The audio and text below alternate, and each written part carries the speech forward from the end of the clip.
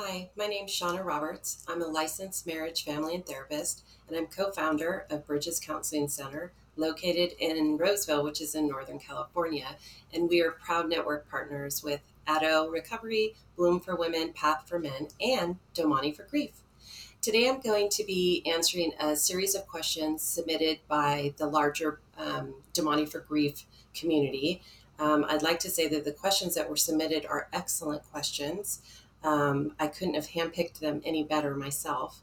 I think that by answering these questions, not only are you, the individuals who submitted them, going to get some personalized responses, but you're helping other people who undoubtedly have the same questions. So, I'm going to start it off with this first lovely question, which I thought was a very profound question and one that I hear often, which is, how do I keep from crying? My mom's been gone for 2 months and I cry every day. So I think the first question that I would ask you is, what is it about crying that might be distressing or problematic for you? Is it embarrassing? Is it interfering with your ability to just live your life? Because those are things that certainly we as a therapist would want to dig into and find out what does crying mean? What's the story behind that for you? If it's just as simple as, wow, it's really annoying, I find myself crying all the time. My mom's been gone for, like you said, 2 months. Is this normal? I would say yes. That crying is a natural part of the grieving process, and everybody's going to do that a little bit differently. There isn't a right or wrong way. There's not a time frame per se on crying. Now, there's a couple caveats to that I'll get to. I think what we want to avoid is stuffing emotions, right? So we don't want you to shut that part of you off. We don't want you to package it up and put it away. That's part of the natural grieving process. It's a cathartic release. Your body is trying to process out all of that stored grief. So I wouldn't necessarily want to, clinically advise you to try to stop doing that. But again, if it's really interfering in your day-to-day functioning, then certainly, if you aren't already meeting with a therapist, I would highly suggest that you make a connection with somebody who specializes in grief to assess further. There could be, some depression starting to creep in, and we know that people who have clinical grade depression do a lot of lability in their mood, up and down, lots of bouts of crying. Sometimes it just seems random. So I would encourage you to seek a connection with a therapist, at the very least your primary care physician, and check in with them and let them know that you're uncomfortable with the amount of crying you're doing, and see if we can assess that further. If you have any follow-up questions to this after hearing my response, please feel free to submit more, and we can continue to answer this in a more customizable way for you specifically. So I hope that gave you a little bit of insight into this issue of spontaneous crying and crying a lot, as you said. The next question comes from somebody who's currently seeing a counselor. And they say that they've been seeing them for quite some time. And in the beginning, it seemed to help, but now they're feeling very stuck. And they go on to say that my disappointment with my lack of progress is really frustrating. I feel like I'm almost back to exactly where I started. The questions are, should I quit? What am I missing? So to you who submitted this question, it sounds like, yes, you're feeling some frustration, that maybe in the beginning it was clicking along, you felt like you were making progress, and now you've kind of maybe hit a plateau. So my first question to you is, what are your therapeutic goals? Did you and your therapist sit down at the beginning and map out some treatment goals? What was it that you were wanting to accomplish while in therapy? The mistake that I often see both therapists and patients make at times is they don't get very clear about that in the beginning. And sometimes they're just putting out fires and they're dealing with crisis oriented situations, and they forget to map out what are the client or patient goals. That's an integral part of, I think, any therapeutic process. That way, when we hit this very natural plateau, it's time to reassess. Have you met your therapeutic goals? Maybe you've accomplished what you needed to accomplish in therapy. Although from the tone of what you're asking, it sounds like maybe that's not the case for you. So I would go back to your therapist and say, These are the things that I think I would like to be working on now, given where I'm at. So, again, I think it's a revisiting with your therapist of those clinical stepping stones that you have put in place. And hopefully you've done that. And if not, I encourage you to go back and do it. Um, and the thing that I tell all individuals who I meet with for the first time is, this may seem a little simplistic, but connecting with a therapist is a lot like trying on clothes. You don't want to just buy it off the rack. You don't just want to put it on and say, well, it fits good enough. You should have a good connection with your therapist. And you also shouldn't be afraid to say, I don't know that you're the right fit for me. I think most therapists have had that in their career. And those of us who understand the underpinnings of that don't mind. It's like, great, I thank you for sharing that with me. It sounds like maybe I'm not the right fit for you. Let me try to help you connect with someone who is. So there's a lot that I think I'm trying to say there. One, is a therapist the right fit? Two, have you laid out your therapeutic goals for your treatment? Have you accomplished them? How do you know? Is there any measurements that you guys are using to assess if you're hitting those clinical milestones? And then lastly, it could be that you're done with treatment. Good treatment isn't meant to go on and on and on. It's a get in, accomplish your goals, and then go about living your life. So hopefully that helped with that question. Number 3, the question is, how do I handle overwhelming feelings of loneliness? I've tried support groups, but I don't feel like I'm able to connect with them very well. I know I need support, but I'm not sure where to turn or what my expectations should be. So first of all, I say kudos to you for trying out some support groups. Loneliness, which if this is a direct result of someone you love passing, and suddenly you find yourself feeling lonely because that person is gone, then connection with other people would be important. And certainly this is going to go along with what I said a few minutes ago. It's not a one size fits all, right? Somebody may have told you, hey, this support group is amazing. I love it.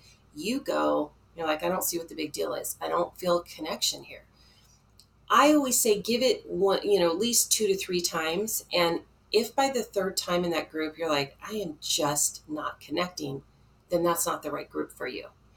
And I wouldn't necessarily say that a support group is the only place that you can get, the much needed support for dealing with loneliness. So I'm going to throw out a couple other suggestions. I'm not sure where you are. I have no idea from what region this question was submitted. But here in California, we have meetup groups. And this is put together on a platform like a website where you go in and you look at something that you're interested in. Say hiking's your thing. There's a meetup group for hikers. This is not a dating site at all. This is meant to bring like-minded people together, people who share the same interests or who are going through the same life transitions, divorce, death of a loved one, death of a child, a new move, right? You've recently relocated. I have had such great success with so many of my clients getting entrenched in meetup groups that ended up, resulting in lifelong friends. So I know in our area we have meetup groups for grief. So I would look into that. The second thing I would say is you can always use online forums, right? Facebook, there's a ton of Facebook groups for people who are grieving. There are also other platforms online, blogs, things like that, where there is a community forum, much like Damani for Grief has. And I don't know if they have put together their online forum where people can come together and talk. I know their other platforms have that. So finding a space online where you can connect with people is also another great option. So hopefully that answered that question for you. And yes, finding connection with other people is a great way to combat loneliness. All right, number 4 comes in this way, which I thought was such a great question. I have a fear of forgetting my husband's face, the smile, his voice, etc. It's overwhelming to me. When I think about this, I feel like I can't breathe. I don't want to forget, but I know I need to move forward to live life. How do I balance this? That is such a great question, and it's one I am asked often when dealing with individuals who've lost someone very close to them. So I have done the first part, I think the second part on the Damani for Grief website on the 4 stages of grief. And, the natural grieving process moves us through various stages. And towards the end, as we're coming into the acceptance phase, right? You've come to accept the loss. It doesn't mean you have to like it or agree with it, but you've come to a place where you're really in acceptance. At that point, you have to find a way to keep a connection, an enduring connection with the person who's passed that allows you to still go on and live your life. Um, so that means doing a ritual. That means having pictures displayed, keeping video recordings so you can hear their voice, so that you can access those. That's all very important for going forward. We certainly would never advocate for you to forget that person. I have seen all manners of ways in which people memorialize the person that has passed. I know in my family of origin, when my dad died, I lost him when I was very young. We still celebrate his birthday, all of us, all of his kids. So on his birthday in our own little families now, we bake a cake or we have his favorite dinner and we have his picture out. And it's just a way to remember him and keep him close to us. So, you'll find the thing that works for you. But pictures, videos, listening to the sound of his voice through a recording, all of that is very important for you as you journey forward in life. You want to take him with you in a healthy space. You'll always carry him in your heart. So again, if there's more questions attached to that, I'm happy to elaborate more or answer that in a later series. And then the last question has to do with when does the mourning period end? Is there a timeline I should consider as I work through this? If so, if I'm still struggling after that timeline, should I be considering counseling? I'm going to back end that question and start with yes. So traditionally, and there's a lot of variations, but if you look through the vast body of textbooks and research on grief, you see the timeline that is anywhere from 6 months all the way up to 2 years. Now, that is dependent upon how the person died. If you had ample time to prepare for the loss of this person, you were already grieving leading up to their passing. If it was a very sudden loss, you're going to probably go through the grieving process for a lot longer. Loss of children, an unexpected loss of someone who is very young, even not a child, but just young in their life, tends to exacerbate the grieving process. So typically when I'm working with clients, if we're hitting the 18-month mark and they still are showing acute signs of grief, now we're going to move in a different direction. And so I don't think that you mentioned you haven't said how long you've been in the grieving process. So hopefully that gives you something to think about. And again, it's not, there's no set pace for everybody. Everybody's going to do that different depending on who the person was to you, what the circumstances of their passing were, how old they were. There's a lot of factors to consider.